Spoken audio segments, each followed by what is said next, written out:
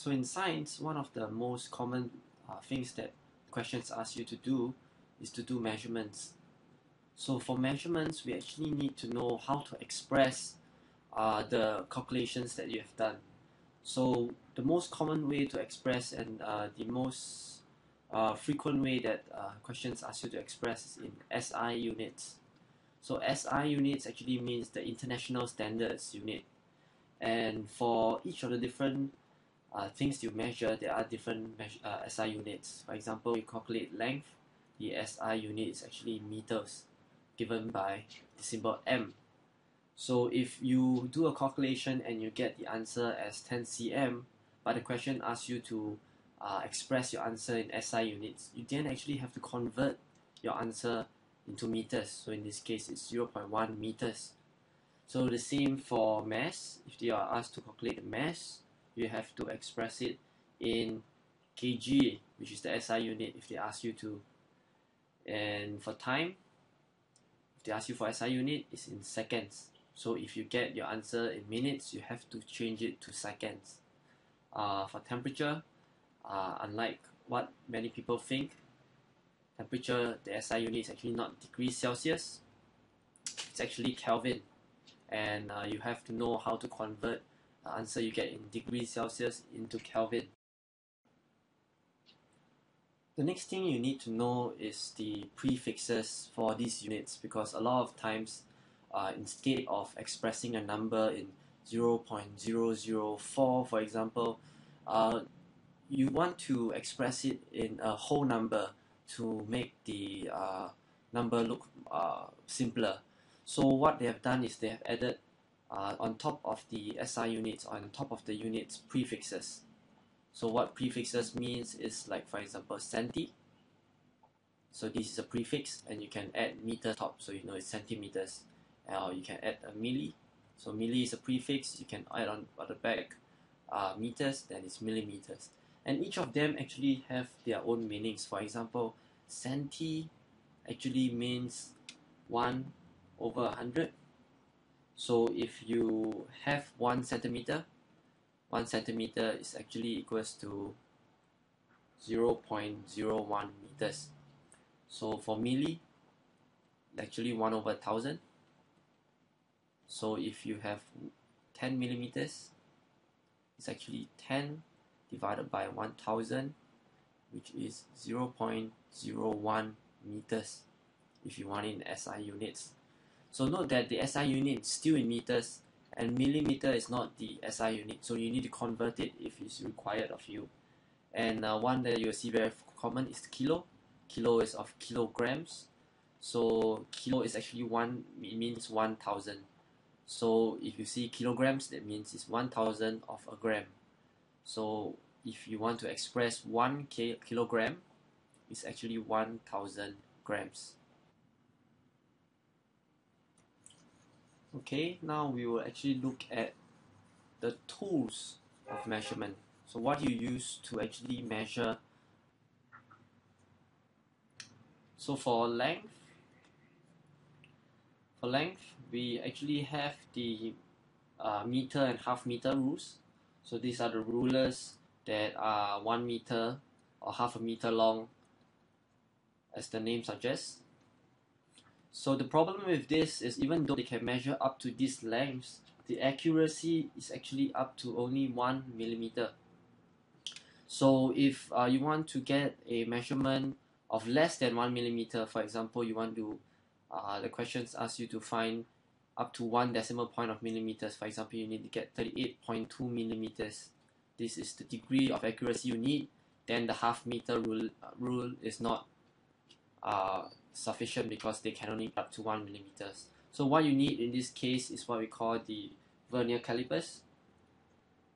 So the vernier calipers will then give you the accuracy of up to 0.1 millimeters. So in this case, where your questions ask you to find up to this accuracy, your vernier calipers can do it. So what about measuring area? So area, as everybody knows, is the length times width, or length times height. Either way you want to see it. So what if, so it's pretty straightforward for a square or rectangle, you know the length or the height, or even a triangle. But what if it's an irregular shape? So right now, what you need in this case is a graph paper or something you can draw using the correct sort of units. So once you know the area of the square, for example, I know this is really badly drawn, but let's assume that every square is 1 cm cubed, so you have cm square. The area of every square is 1 cm square. So what you do is you place your irregular shaped item, for example this weird thing, and all you have to do is to see whether the shape within the square takes up more than half the square. So if it does, you put a tick, put a tick, you put a tick. Okay, let's assume that this does, and this does. So what you do is you assume that all this that takes up more than half the square is actually 1 cm square, because these that are in the square but it's less than half is not considered, so it sort of makes up for the empty space in this one that you determine is. So you, in this case, you will see 1 2 3 4 5 6, you will say that this thing is 6 cm square, but do note that this is an approximation, because this is not the most accurate way. You don't know sorry, for sure that this space will fill up all this empty space that you take. So this is a approximation. You have to take note of that. So the other thing to note is the SI unit, again for area, is meter square, because the SI unit of length is meter. So for example, if you have a answer of 500 cm square and you are asked to express it in SI units, you need to convert it into meter square. So 1 meter is 100 cm, so 1 meter square is actually 100 times 100, which is 10,000 cm square. So in this case, you actually have to divide 500 by 10,000, which will give you 0.05 meter square.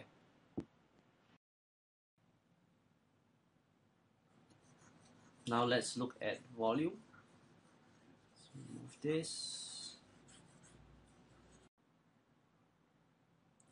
So volume for a regular shaped object like a cube or a triangle, you can measure using the length, width and height of the item.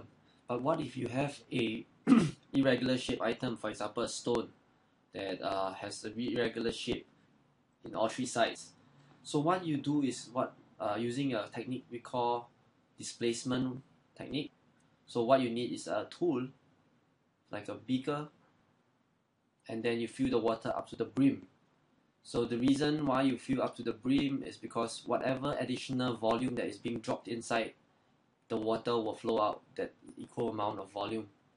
So what happens if is that you take this stone, you throw it out into the water, and the water flows out, the excess water flows out. You need to make sure that you slowly put in the stone so that it doesn't spill out the water, so you know that actually only the water that you displace comes down. The second thing you need to make sure is the stone submerges completely into the water.